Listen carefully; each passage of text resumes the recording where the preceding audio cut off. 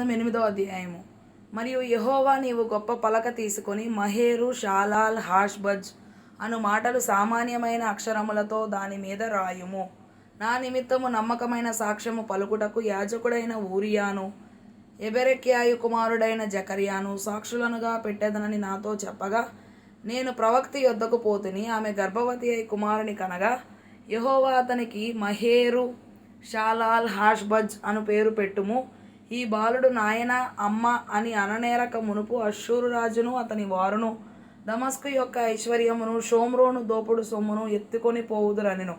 మరియు యెహోవా ఇంకను నాతో ఇలాగు సెలవిచ్చెను, ఈ జనులు మెల్లగా పారు షిలోహు నీళ్లు వద్దని చెప్పి రెజీనును బట్టియు రెమలియా కుమారుని బట్టియు సంతోషించుచున్నారు.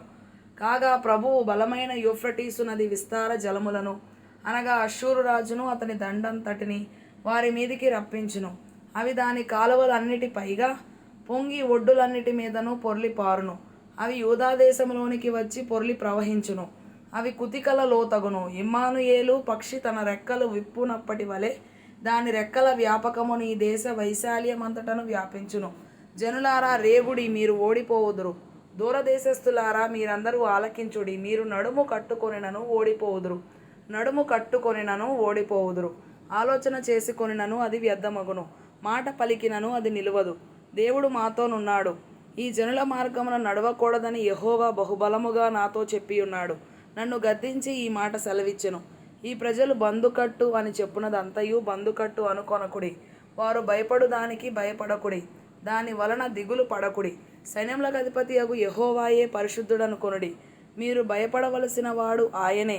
ఆయన కోసరమే దిగులు పడవలెను. అప్పుడు ఆయన మీకు పరిశుద్ధ స్థలముగా నుండును.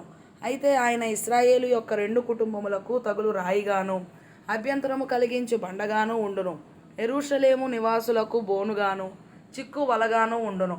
అనేకులు వాటికి తగిలి తొట్రిల్లుచు పడి కాళ్ళు చేతులు విరిగి చిక్కుబడి పట్టబడుదురు. ఈ ప్రమాణ వాక్యమును కట్టుము.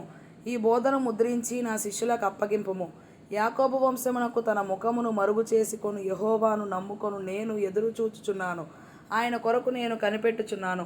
ఇదిగో నేనును యెహోవా నాకిచ్చిన పిల్లలను సియోను కొండ మీద నివసించు సైన్యములకు అధిపతి అగు యెహోవా వలని సూచనలుగాను మహత్కార్యములు గాను ఇశ్రాయేలీల మధ్య ఉన్నాము. వారు మిమ్మను చూచి కర్ణ పిశాచి గలవారి యొద్దకును కిచకిచలాడి గొణుగు మంత్రజ్ఞుల యొద్దకును వెళ్ళి విచారించుడని చెప్పునప్పుడు జనులు తమ దేవుని యొద్దనే విచారింపవద్దా?